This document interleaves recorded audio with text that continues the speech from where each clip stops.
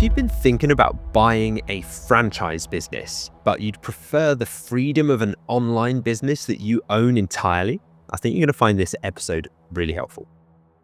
Maybe you've got like 10K saved up in the bank and you wondered whether to buy a franchise or start your own business from scratch. Then what we've seen work is And with that in place, it actually gives you something that a franchise never could.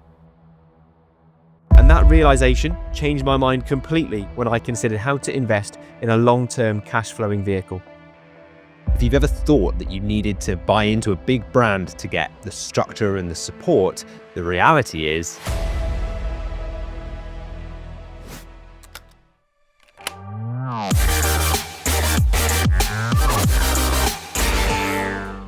welcome to the Dropship Unlocked podcast. I'm Lewis Smith, the founder of Dropship Unlocked, and with me is our client success coach, James Eardley. Now, when we're not recording podcast episodes or running our own e-commerce businesses, you'll find us helping aspiring entrepreneurs launch their own high-ticket dropshipping stores. So if you're ready to build your own 6 or even 7-figure online business, then head over to dropshipunlocked.com/start. Now, sit back, relax, and let's unlock your potential with the Dropship Unlocked podcast. For anyone who's perhaps left a corporate role, maybe they've sold a business or they've built up some solid savings, there's a new question that arises. And perhaps now you're thinking, what do I build now that I have the capital and the runway? So franchises often seem like a smart move. There's a plan in place, you've got a playbook to follow, but they are very expensive and they're quite restrictive and you're still tied often to having a physical location. So today we are exploring a new idea. Can high-ticket e-commerce give you the control of ownership with the structure of a franchise, but without the extra baggage? So Lewis, let's start here. For someone who's got capital, they want to deploy it, what are the similarities between our model and the franchise model? Yeah, well, firstly, there is a lot of crossover. Here's what we share within our Dropship Unlocked program when we get people to set up a business with our trademarked HomeTurf Advantage model of e-commerce. Now, it's really important that this is a model. So I guess you could think of it like a franchise in that we're giving you the structure and the support and the guidance, but we don't own any of your business. You don't report to us. It's entirely your business. So with the HomeTurf Advantage model, we're giving you a clear, structured plan, so a business plan that you can just operate exactly as we set out. Our members all follow a very clear week-by-week, step-by-step blueprint. So they get their store live, they get their suppliers signed in the UK, and then they start running their ads, they start making sales, then they can outsource things so that their business runs without them. So in that sense, it's very repeatable to execute upon. So it's very much like a franchise. It's kind of, you're not guessing at any of the steps. You just plug into a proven system that's already worked across loads of different niches. Like we've seen it time and time again from hundreds of members who've gone through the process, and we've just ironed out all of the areas of confusion and uncertainty and the bits where people got stuck. So it's just a really smooth path where you can avoid all the trial and error.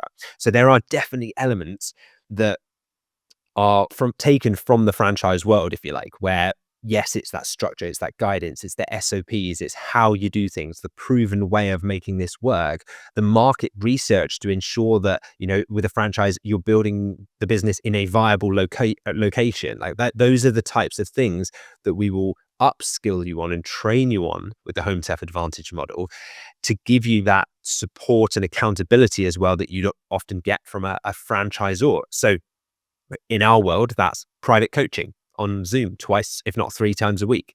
Expert calls where we bring in experts in different fields. Community check-ins where you're able to jump into the community and ask questions of other members who are running similar businesses to you. So a bit like other franchisees who are operating their own stores around the country. So you're building your own business, but you're never building it alone. And the important thing is you have complete ownership of that business. And that's key there. You can see the similarities there. If you're sat on maybe 10 to 20K, you've got some cash set aside, and you know that is a big opportunity for you to put that cash to work. You want to put it into a model where you're de-risking that investment because you've got a proven system to follow. And that's why I can see a traditional franchise would be very attractive because you're buying into the SOPs, you've got the support. from the team as well to show you how to get that business set up. And so there's similarities there.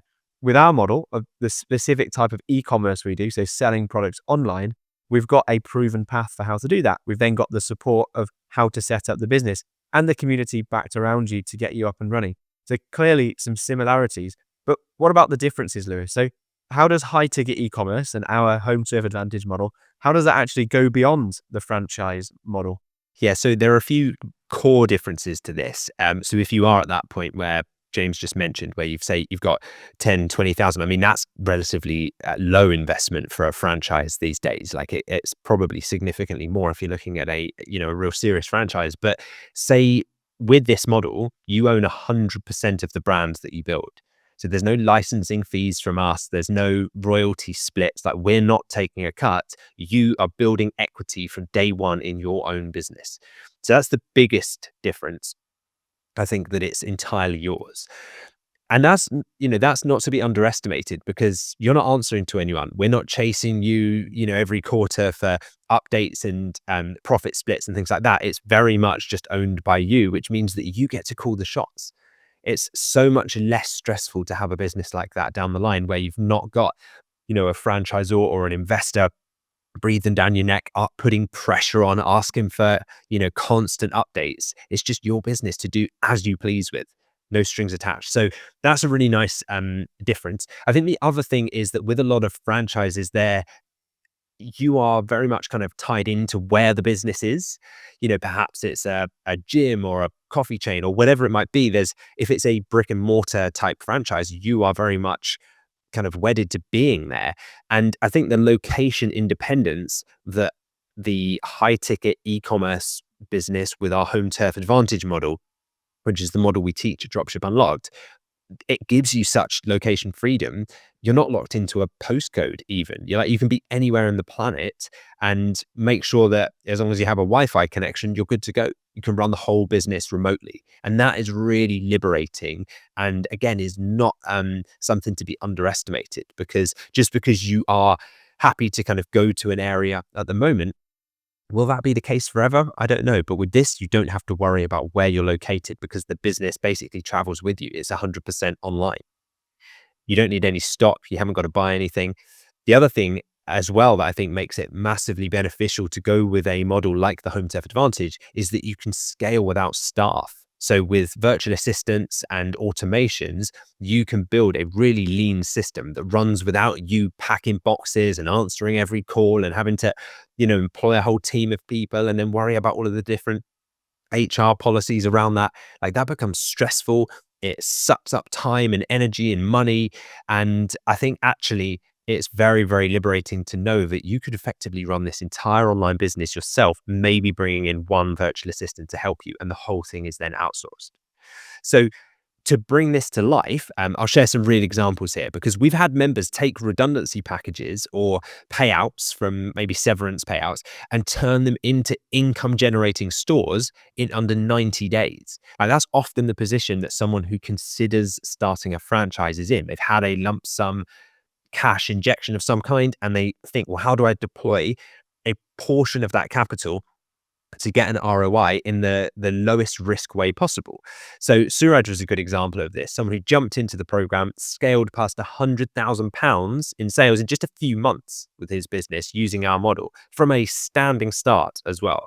And then there's Adam. He's another example of someone who's built a repeatable system that generates £70,000 to £100,000 a month now in revenue from his business entirely online, doesn't take any stock.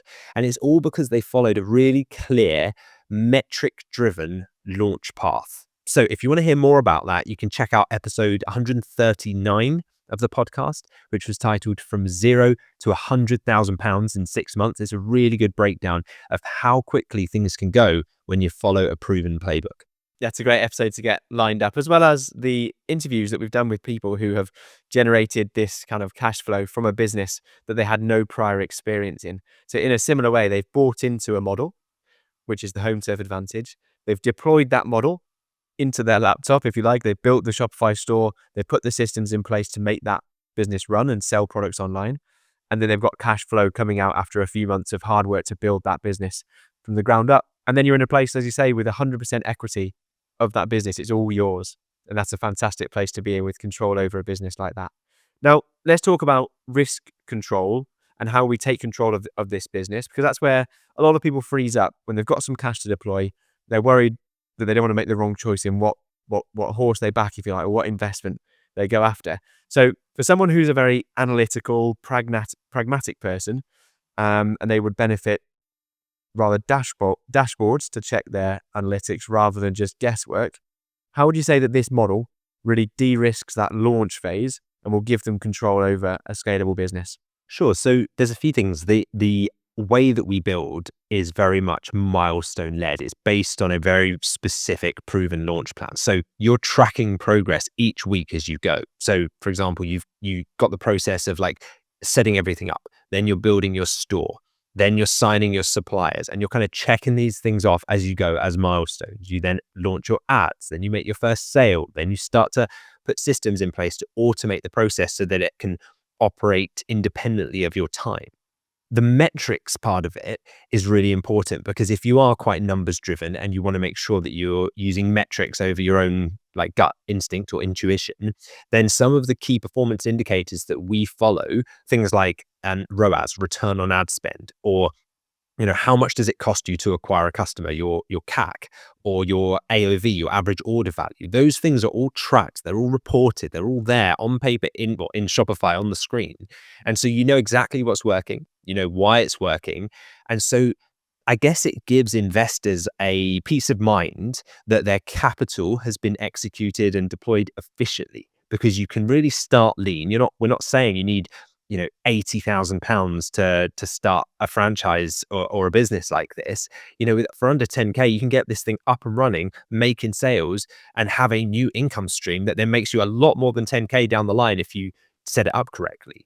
And so that's our goal. It's to help you start lean and test and scale up with confidence, really, to get you to that point of making a full-time income from this eventually, so that it can become a new income stream for you. So yeah, if you've got £5,000 to £10,000 and you deploy that properly, that can go a really long way here. I would argue a lot further than it could go in the equivalent investment into a franchise. 100%. So, I mean, if you fast forward in our journeys, when we were considering where to invest our savings at the time, if you fast forward to where we've got to now, we've now got 100% equity over control over stores that we've built.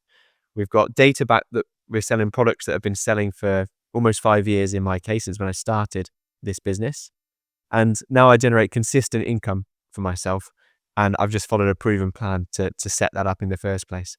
So we'll show you how to find the right products, sign the suppliers, build the store, run the ads, and then you can just really control the key figures, the metrics at the top of the business, to make sure that you're scaling comfortably and get to the goals that you've got. So it's a fantastic position to get to, and you just have to put that work in initially to build it. But everyone knows if you're going to create a successful business, of course, there's going to be work involved to get that off the ground.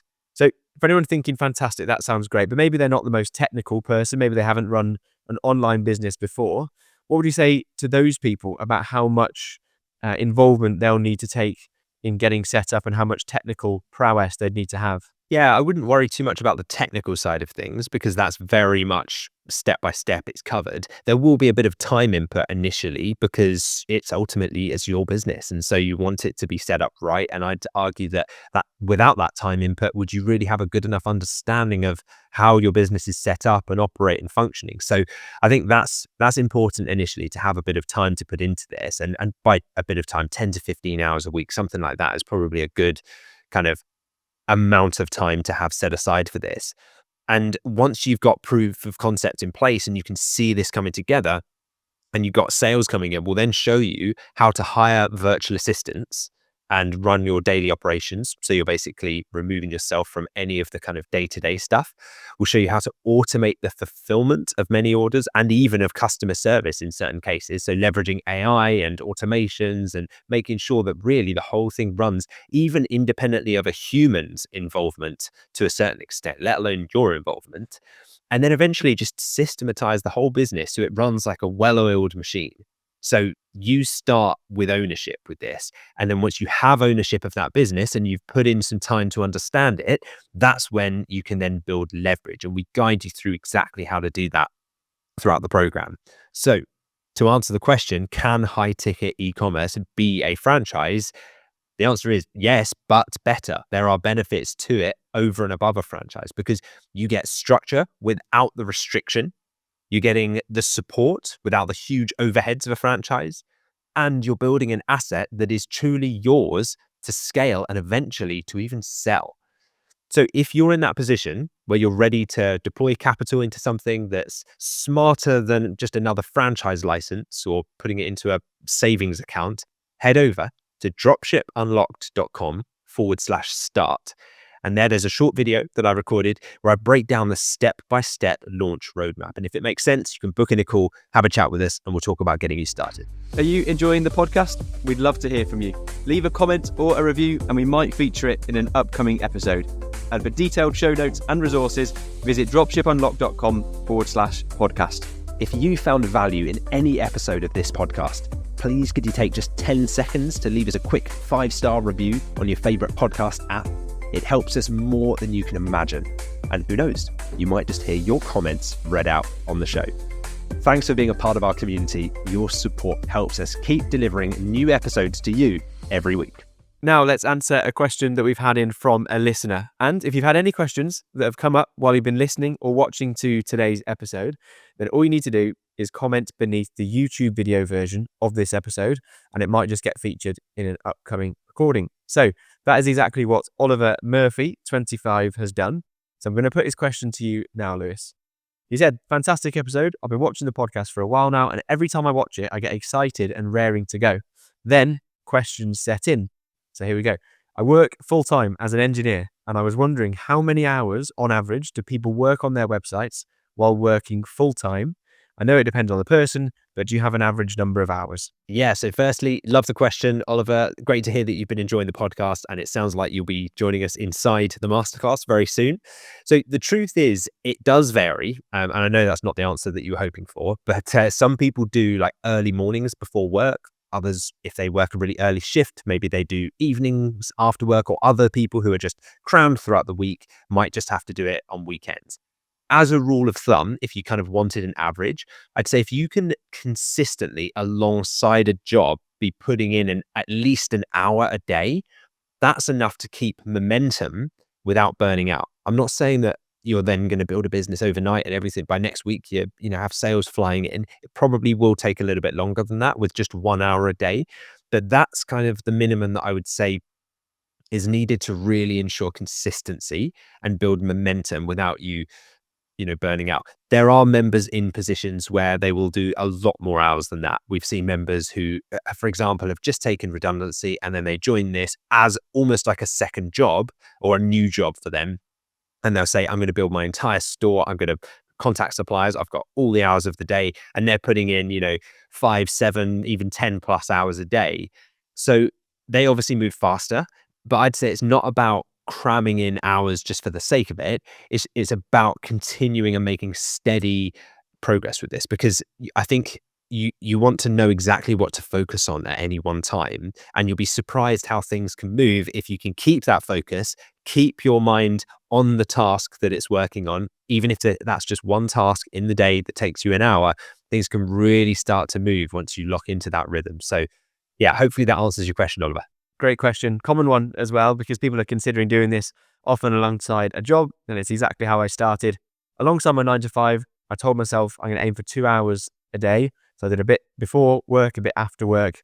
And yes, I spent less time on my phone or less time watching Netflix, but the long-term benefits are massive when you do a little and often, a little bit every day, rather than, like you say, cramming, trying to do loads once every 2 weeks.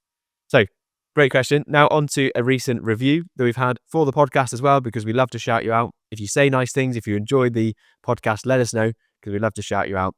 That's what Daniel Arthur 6075 has done. He left us recently a lovely YouTube comment, so we're going to highlight that now. Daniel said, great episode, and I can see that this business is really taking off, so keep going. Thanks very much for your review, Daniel. We really appreciate it. Now, before we end this episode, can we ask a small favor? Leaving a review for this podcast helps us a lot, and it takes you just a few seconds. Your support keeps us motivated to bring you the best content. We'd love to hear what you think. And we might be able to share your review in our upcoming episodes. Thank you for joining us on this episode of the Dropship Unlocked podcast. We hope you are leaving with new insights and inspiration to fuel your entrepreneurial journey. To kickstart your e-commerce business, head over to dropshipunlocked.com/start.